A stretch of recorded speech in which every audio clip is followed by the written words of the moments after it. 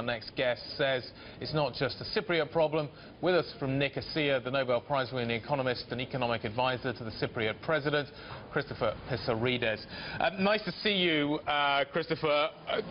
How damaged has the Cypriot economy been over the last few days by, A, the imposition of capital controls, the inability of people to get money out of bank accounts, and the damage ultimately done to its financial sector? Well, there's been a lot of damage, obviously, these last weeks because banks were closed and the economy cannot function without a financial system. There were only people in supermarkets buying food. All the other stores were empty. You could see that. You couldn't do any big transactions. Businesses were waiting. It was obviously a situation that was getting more and more desperate, and I believe that's how the Cypriot delegation in Brussels has been pressured into accepting what they accepted the very last moment. Now, you also asked me what would be the implications for the future for the economy of Cyprus. They'll be disastrous. They'll be disastrous in the near term. The only good thing about it is the uncertainty has been resolved. But it's like saying I've got a pain in my leg, I go to the doctor, he cuts the leg off, and then we say, well, it's good that you don't have the uncertainty about that pain anymore. You know, but you walk out without a leg. And that's how I like to think of the Cyprus economy. I'm sorry, the Cyprus economy had a business model. When you say it's disastrous, why is it disastrous? Is it because senior bondholders are taking such a hit, or is it just because, in general, this should have run much deeper? It's disastrous for two reasons. The first one is that depositors are being asked to bail out a bank that is in trouble. And that doesn't happen nowadays. We formed a banking union where this was never in the union.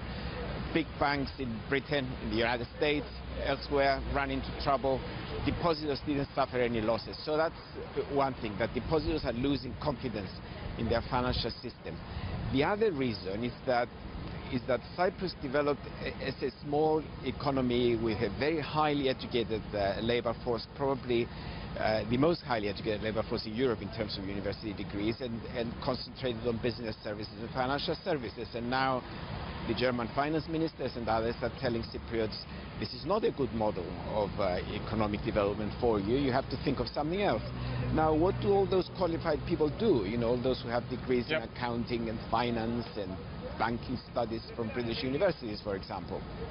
They become unemployed or they leave the country. Yeah, and we've seen that. Yeah. We've seen that in other parts of the region, as you say, pretty disastrous. Chris, would Cyprus be better off outside the eurozone? Well, it's not something that we should even think about right now, because going outside the eurozone means that you have a government with no money issuing money. So obviously no one will have confidence in it. But I do think, and there is strong support that I hear people talking now on television and the radio, that once the dust settles down and once Cyprus settles into a new type of economy in the next few years, we should sit down and think very carefully about the future of this country and whether the future is better to be within the eurozone or without. And I also recommend that all small countries in particular do their homework, because as we've seen, if you run out of trouble, then you are not necessarily going to be rescued in the way that is most beneficial to your economy. Christopher, before the break, you were telling us how this is a half-cobbled affair. You think it's like, you know, a country going to the doctor and just getting a leg cut off. And then you went further along in saying that actually you think that when the dust settles, Cyprus should seriously think about leaving the eurozone. Can you, explain that further? Why would Cyprus be better off outside the eurozone?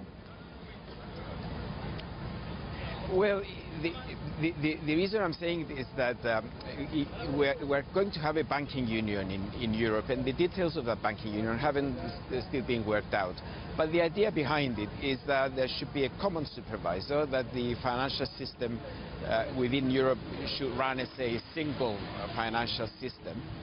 And that means that if a country has a highly qualified labor force in banking business, and it has good communications and is within the eurozone, it could easily become a financial center for that union. And now they are telling us that no, you are too small to be a financial center. Now, what does that mean? Does it mean that the government of Cyprus still remains responsible for the financial system of Cyprus. Well, in that case, what's the benefit of being inside the eurozone? We might as well have also our independent central bank deciding the policy that is best suited to our business model. You know, from that point of view, I mean, the behavior of the Eurogroup, it wasn't one that would give you the impression, if not convince you, that here is a single unit of 17 partners trying to do the best for their continent and for their currency. It was more like, here is a little guy who's misbehaved and we'll put him down. You also added that you think that other countries, other small countries, must look at what is going on very carefully as well. Which countries do you mean specifically? Well, for example, I heard that Cyprus has an unprecedented large financial system being said. That's not true. Luxembourg has a bigger financial system. You know, is this business model good for Luxembourg, and will Luxembourg get a better deal if it runs into trouble? We don't know. Even more importantly, Malta now is following the lead of Cyprus. It has been following the lead of Cyprus for the first few years and developing its own financial services, attracting its own big Russian investments and foreign companies. Well, Malta had better think very carefully now if that's what they want to do, because right now they are doing well because they're only just starting. But remember, Cyprus started 30 years ago, and it's been doing well for the first 27 years until the crisis hit. Now, will Malta be treated differently if it runs into trouble? It shouldn't be. You know, everyone is treated equally in this union. Then, of course, Ireland, small economy in banking trouble, we've already had it. Iceland is outside the union. I guess they were not considering coming in, but now they will be even less likely to want to come in because they sorted out their banking problems in a way that was much more satisfactory to their own domestic depositors. And then you have Spain in deep trouble now.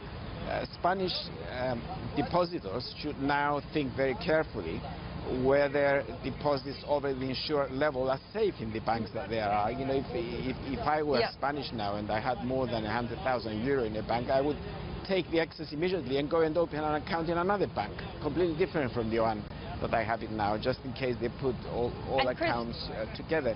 Now that's going to cause so much disruption to the financial system. I was going to ask you actually about that. You're talking about Luxembourg, you're talking about Malta, you're talking in general about this precedent, you know, setting a precedent in terms of the way that depositors look at their money within the European Union. Do you think it will dramatically change the landscape, or we wake up 2-3 months from now and realize that a lot of people have been shrinking their bank accounts or just getting their money out of the European Union? Well, it has to change it because it's the first time that it's happening. They are saying that Cyprus is small and it's not systemic. It may not be systemic in terms of contagion. You know, if the Cyprus economy goes into recession or into depression, then it may not affect the rest of the Union. But in terms of rules that the European Union makes about the banking system, of course, you know, they are committed to following the same rules everywhere. You know, the idea that you say, well, we're going to do something here, but it's the last time we're doing it, first and the last time we're doing it, and next time we're going to do something else, it's just not on. They are only called partners. You know? So in terms of establishing this principle that if a bank is in trouble, then the depositors of the bank, the owners of uninsured deposits in the bank, have to pay for that bank to recapitalize it, is new in the European Union. And therefore we now have a new type of rule, and everyone within the European Union, Eurozone I mean, has to sit down and see what that implies for their own finances. Chris, we'll leave it there. Thank you as ever for your time. Chris Pissarides, President of Cyprus's Council of National Economy.